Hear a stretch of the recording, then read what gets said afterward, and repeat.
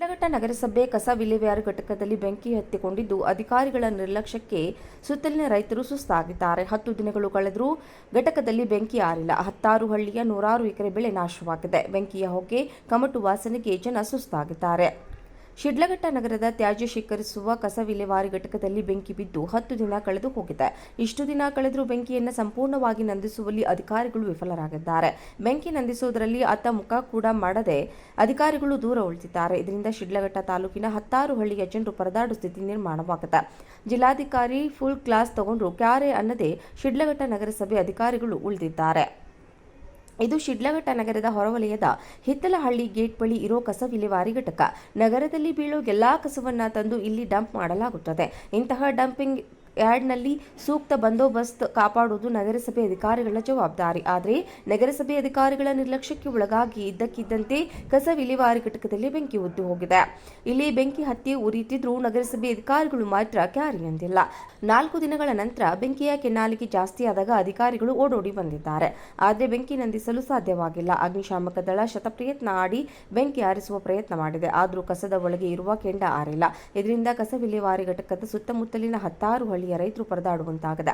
ಅವರು ಬೆಳೆದಿರುವ ಬೆಳೆಗೆ ಬೆಂಕಿಯ ಬಿಸಿ ತಗುಲಿ ಹಾಳಾಗಿದೆ. ಹೊಗೆಯಿಂದ ರೇಷ್ಮೆ ಬೆಳೆಗೆ ಧಕ್ಕೆಯಾಗಿದೆ. ಸುತ್ತಲಿನ ಗ್ರಾಮಸ್ಥರು ನಗರಸಭೆ ಅಧಿಕಾರಿಗಳಿಗೆ ಹಿಡಿಶಾಪ ಹಾಕಲು ಆರಂಭಿಸಿದ್ದಾರೆ. ಅಧಿಕಾರಿಗಳು ಮಾತ್ರ ನಮಗೂ ಇದಕ್ಕೂ ಸಂಬಂಧವೇ ಇಲ್ಲ ಎನ್ನುವಂತೆ ಉಳಿದಿದ್ದಾರೆ. ಇದರ ಬಗ್ಗೆ ಜಿಲ್ಲಾಧಿಕಾರಿಗೆ ಈಗಾಗಲೇ ಗ್ರಾಮಸ್ಥರು ದೂರು ನೀಡಿದ್ದು, ಜಿಲ್ಲಾಧಿಕಾರಿ ಪಿಎನ್ ರವೀಂದ್ರ ಶಿಡ್ಲಘಟ್ಟ ನಗರಸಭೆ ಅಧಿಕಾರಿಗಳಿಗೆ ತರಾಟೆಗೆ ತೆಗೆದುಕೊಂಡರು. ಅಧಿಕಾರಿಗಳು ಮಾತ್ರ ಕೆಲಸ ಮಾಡ್ತಾ ಇಲ್ಲ. ಕಸ ವಿಲೇವಾರಿ ಘಟಕದಲ್ಲಿರುವ ಯಂತ್ರೋಪಕರಣಗಳು ಹಾಳಾಗಿದೆ.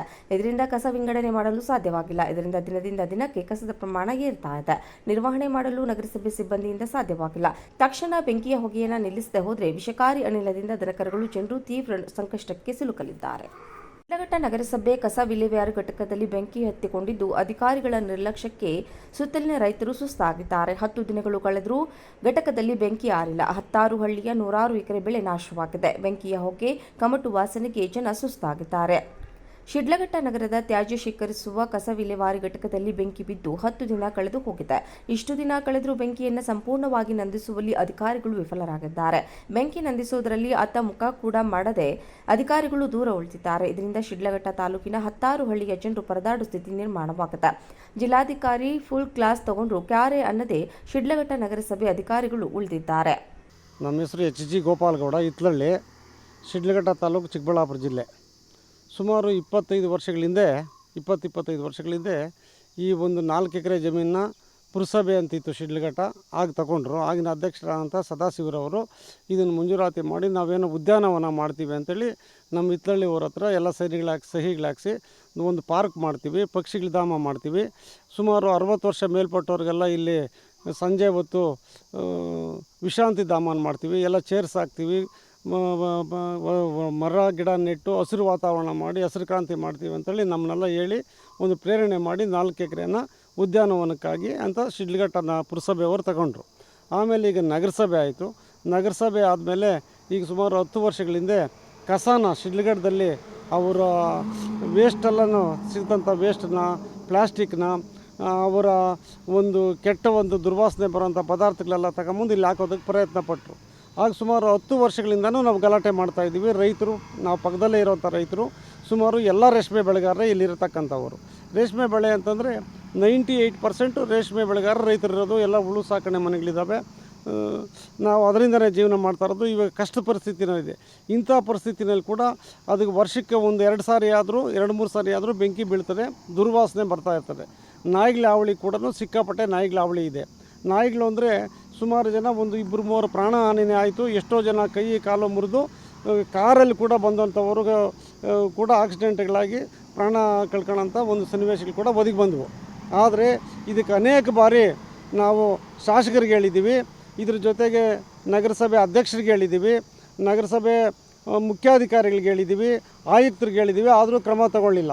ಹಿಂದೆ ಇದ್ದಂಥ ಚಲಪತಿಯರವರು ಆಯುಕ್ತರು, ನಿಮ್ಗೆ ಯಾಕೆ, ನಾನು ಸುಮಾರು ತಾತಹಳ್ಳಿ ಹತ್ರ ಒಂದು ಶಿಡ್ಲಘಟ್ಟದಿಂದ 8 ಕಿಲೋಮೀಟ್ರ್ ದೂರದಲ್ಲಿ ಈ ಕಸ ವಿಲೇವಾರಿ ಘಟಕನ ಸ್ಥಾಪನೆ ಮಾಡಿ ಅಲ್ಲಿಗೆ ವರ್ಗಾವಣೆ ಮಾಡ್ತೀವಿ, ಯಾರೂ ಇಲ್ಲದಂಥ ಜಾಗಕ್ಕೆ, ಮತ್ತು ಪಕ್ಕದಲ್ಲಿ ಜನ ಮತ್ತು ವಸತಿ ಪ್ರದೇಶಗಳು, ಗ್ರಾಮಗಳಿಲ್ಲದಂಥ ಜಾಗಕ್ಕೆ ಮಾಡ್ತೀವಿ ಅಂತೇಳಿ ಹೇಳಿ ನಮ್ಗೆ ಸುಮಾರು ಸಾರಿ ಹೇಳಿದರು. ಆದರೂ ನಾವು ಮನವರಿಕೆ ಮಾಡೋದಕ್ಕೆ ಅವರಿಗೆ ಟಿ ವಿಗಳವ್ರನ್ನ ಕರೆಸಿ ಹೇಳಿದ್ವಿ, ಪತ್ರಿಕಾ ವರದಿಗಾರನ ಕರೆಸಿ ಹೇಳಿದ್ದೀವಿ. ಮತ್ತು ನಮ್ಮ ಮನವಿನ ಕೂಡ ಸುಮಾರು ಒಂದು 150 ಮನೆಗಳವ್ರು ಕೂಡ ಸಹಿಗಳಾಕಿ, ಸುತ್ತಮುತ್ತ ಗ್ರಾಮಸ್ಥರುಗಳು ಕೂಡ ಸಹಿ ಹಾಕಿ ಅವರಿಗೆ ಕಟ್ಟಿ ಕಳಿಸ್ತೀವಿ.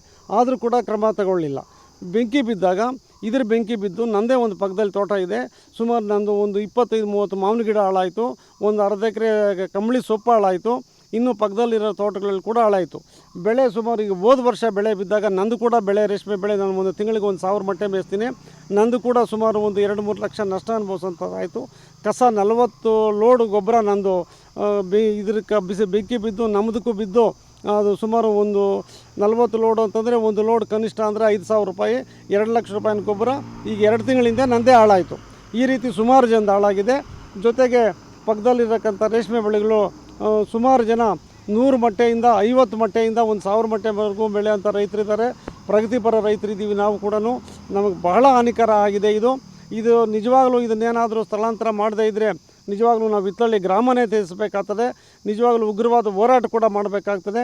ಆದರೂ ಈ ಮನವರಿಕೆನ ನಮ್ಮ ಮನವಿನ ಆಯುಕ್ತರಾಗಲಿ ಶಾಸಕರಾಗಲಿ ಶಾಸಕರ ಮೇಲೆ ಒತ್ತಡ ತಂದಾಗ ಕೂಡ ಹಿಂದೆ ಈ ಶಾಸಕರಿಗಿಲ್ಲ, ಹಿಂದೆ ಇದ್ದಂಥ ಮುನಿಯಪ್ಪಣ್ಣವ್ರಿಗೆ ಹೇಳಿದ್ವಿ, ಅವಾಗ ಕೂಡ ಅವರು ಕ್ರಮ ತಗೊಳ್ಳಿಲ್ಲ. ಆಮೇಲೆ ಅವಾಗಿದ್ದಂಥ ಆಯುಕ್ತರುಗಳು 3 ಜನ 4 ಜನ ಮಂಜುನಾಥ್ ಅಂತವರು ಚೇಂಜಸ್ ಆದರು, ಅವ್ರಿಗೆ ಕೂಡ ಹೇಳಿದ್ವಿ. ಅಲ್ಲಿನ ರೆವಿನ್ಯೂ ಇನ್ಸ್ಪೆಕ್ಟ್ರಿಗೆ ಹೇಳಿದ್ವಿ, ಆಗಲಿಲ್ಲ. ತಹಸೀಲ್ದಾರ್ರಿಗೆ ಕೂಡ ಮನವಿ ಕೊಟ್ಟಿದ್ವಿ.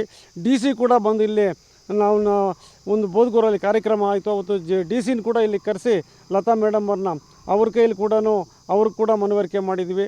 ಖಂಡಿತವಾಗಲೂ ಈ ಕಸ ವಿಲೇವಾರಿ ಘಟಕನ ಬೇರೆ ಕಡೆ ವರ್ಗಾಯಿಸಿ ಅಥವಾ ಇದಕ್ಕೆ ಏನಾದರೂ ಒಂದು ರೂಪ ಕೊಡಲಿಲ್ಲ ಅಂದರೆ ಹಿತ್ತಳ್ಳಿ ಗ್ರಾಮಸ್ಥರು ಊರೇ ಬಿಡಬೇಕಾಗ್ತದೆ. ಸುತ್ತಮುತ್ತ ಗ್ರಾಮಗಳವರು ಕೂಡ ಇದಕ್ಕೆ ವಿರೋಧ ಇದೆ. ವಿರೋಧ ಅಂದರೆ ಅವ್ರು ಏನು ಬೇಕೋ ಮಾಡಲಿ, ನಮ್ಗೆ ಹೇಳಿದ್ದು ಉದ್ಯಾನವನ ಮಾಡಿ ವೃದ್ಧಾಪ್ಯ ಅವ್ರಿಗೆ ಇಲ್ಲಿ ಒಳ್ಳೆ ಹಸಿರು ಕ್ರಾಂತಿ ಮಾಡ್ತೀವಿ, ಪಕ್ಷಿಗಳಿಂದ ಧಾಮ ಮಾಡ್ತೀವಿ, ನಿಮಗೇನು ತೊಂದರೆ ಮಾಡೋದಿಲ್ಲ ಅಂತ ಹೇಳಿದವರು ಇವತ್ತು ಈ ಒಂದು ಮಟ್ಟಕ್ಕೆ ತಂದಿದ್ದಾರೆ. 1,000-2,000 ಲೋಡಲ್ಲ, ಲಕ್ಷಾಂತರ ಲೋಡು ಕಸ ಇದೆ. ಶಿಡ್ಲಘಟ್ಟದಲ್ಲಿ ಸಿಗೋಂಥ ಎಲ್ಲ ವೇಸ್ಟನ್ನು ಇಲ್ಲೇ ತಂದು ಹಾಕ್ತಾ ಇದ್ದಾರೆ.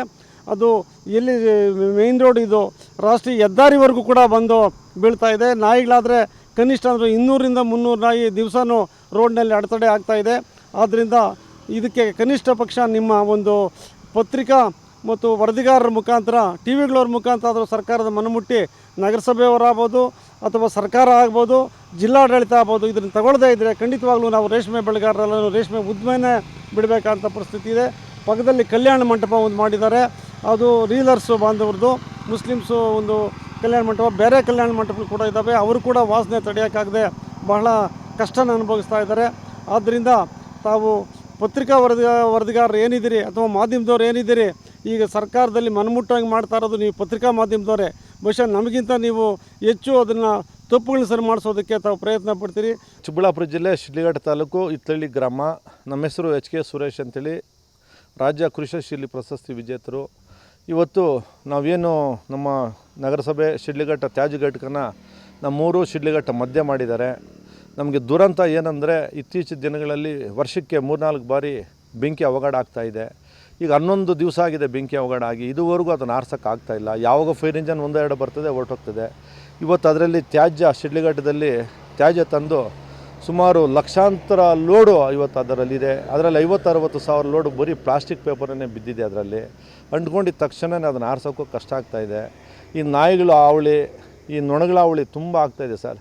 ನಮ್ಮ ಕೂಗಳತೆ ದೂರದಲ್ಲಿ ತ್ಯಾಜ್ಯ ಘಟಕ ಇರೋದರಿಂದ ಇವತ್ತು ನಮ್ಮ ಹಳ್ಳಿ ಬೆಳ್ಳುಟಿ ಹಿತ್ತಳ್ಳಿ ಬೋದಗೂರು ಸುತ್ತಮುತ್ತ ಊರುಗಳಿಗೆ ಹತ್ತಿರ ಇರೋಂಥದ್ದು. ಇವತ್ತು ನಾವು ರೇಷ್ಮೆ ಮೇಲೇ ಅವಲಂಬನ ಆಗಿ ಅದರಿಂದ ಜೀವನ ಮಾಡಿ ಊಟ ಮಾಡ್ತಾಯಿದ್ದೀವಿ.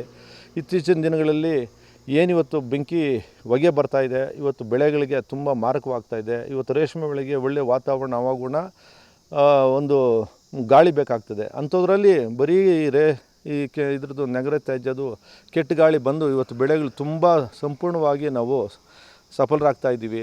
ಕೂಡಲೇ ಎತ್ತೆಚ್ಕೊಂಡು ನಗರಸಭೆಯವರು ಇದನ್ನು ಎತ್ತೆಚ್ಕೊಂಡು ಸ್ಥಳಾಂತರ ಮಾಡಬೇಕಾಗ್ತದೆ. ಸರ್ ಬರ್ತಾರೆ ಸರ್, ನಾವು ಹೋಗಿ ಕಂಪ್ಲೇಂಟ್ ಮಾಡಿದಾಗ ಬರ್ತಾರೆ, 1-2 ಫೈರ್ ಇಂಜನ್ ಬರ್ತಾರೆ, ಆರ್ಸೋಕ್ಕಾಗಲ್ಲ, ಹೊರಟೋಗ್ತಾರೆ. ನಾವು ಯಾವಾಗಲೂ ಅಲ್ಲಿ ಕಾತಿರೋಕ್ಕಾಗ್ತಾ ಇಲ್ಲ. ನಾವು ಇದನ್ನು ಏನೇ ಒಂದು ಬೇಗ ಪರಿಹಾರ ಆಗಬೇಕು ಅಂತೇಳಿ ನಾವು DC ಸಾಹೇಬರಿಗೆ ನಮ್ಮ ಸರ್ ಇದ್ರದ್ದು ಹೊಗೆಯಲ್ಲಿ ತುಂಬ ದಟ್ಟವಾಗಿ ಬರ್ತದೆ ಸರ್. ನೈಟ್ ಬಂದಾಗ ಏನು ರೋಡ್ ಗೊತ್ತಾಗಲ್ಲ. ಪಕ್ಕದಲ್ಲೇ ಹೊಸಕೋಟೆ ಬೆಂಗಳೂರು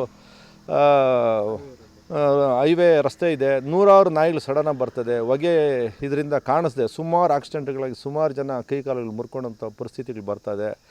ನಾವು ಇದನ್ನು ಕೂಡಲೇ ಸ್ಥಳಾಂತರ ಮಾಡದೇ ಇದ್ದ ಪಕ್ಷದಲ್ಲಿ ನಾವಂತೂ ಊರನ್ನು ನಾವು ಬಿಡಬೇಕಾಗ್ತದೆ ಅನ್ನೋ ಮಟ್ಟಕ್ಕೆ ಆಗ್ತಾಯಿದೆ. ತೋಟಗಳ ಸುತ್ತಮುತ್ತ ಮನೆಗಳವ್ರು ಯಾರು ಊಟ ಮಾಡೋಕ್ಕಾಗಲ್ಲ, ಸಾವಿರಾರು ನೊಣಗಳು ಮನೆಗಳಿಗೆ ನುಗ್ತಾ ಇದೆ. ನಾಯಿಗಳ ಹಾವಳಿ ಅಂತೂ ತುಂಬ ಆಗ್ತಾಯಿದೆ. ಕೂಡಲೇ ನಗರಸಭೆ ಆಯುಕ್ತರು, ನಮ್ಮ ತಹಸೀಲ್ದಾರ್ ಅವರು, ನಮ್ಮ ಜಿಲ್ಲಾಧಿಕಾರಿಗಳು ಕ್ರಮ ಕೈಗೊಂಡು ಇದನ್ನು ಸ್ಥಳಾಂತರಕ್ಕೆ ಮಾಡಬೇಕು. ನಾವು ಯಾವಾಗ ಕೇಳಿದ್ರೂ ನಾವು ಇದನ್ನು ಸಗ್ರಿಗೇಷನ್ ಮಾಡ್ತೀವಿ, ಸಪ್ರೇಟ್ ಮಾಡ್ತೀವಿ, ಕಸ ವಿಲೇವಾರಿ ಮಾಡ್ತೀವಿ ಅಂತ ಹೇಳ್ತಾರೆ. 15 ವರ್ಷದಿಂದ ಇದುವರೆಗೂ ಮಾಡಲಿಲ್ಲ, ಬರೀ ಹೇಳಲಿಕ್ಕೆ ಆಶ್ವಾಸನೆ ಕೊಡ್ತಾರೆ. ಇದನ್ನು ಸ್ಥಳಾಂತರ ಮಾಡೋದಕ್ಕೆ ಎಲ್ಲಿ ನಮ್ಮ ಇದ್ರ ಹತ್ರ ತಾತಳ್ಳಿ ಹತ್ರ ಮಾಡಿದ್ವಿ, 22 ಎಕರೆ ಗುರ್ಸಿದ್ವಿ ಅಂತ ಹೇಳ್ತಾರೆ. ಇದುವರೆಗೂ ಏನು ಮಾಡಿದ್ರೆ ಗೊತ್ತಿಲ್ಲ. ಕೂಡಲೇ ಎಚ್ಚೆಚ್ಕೊಂಡು ನಮ್ಮ TV ಮಾಧ್ಯಮದವರು ಮುಖಾಂತರ ನಮಗೆ ಪರಿಹಾರ ಸಿಗಲಿ ಅಂತೇಳಿ ಕೇಳ್ತಾಯಿದ್ವಿ. ಸುರೇಶ್ ಚಿತ್ಲಳ್ಳಿ ರಾಜ್ಯ ಕೃಷಿ ಶೀಲ ಪ್ರಶಸ್ತಿ ವಿಜೇತರು ಸರ್.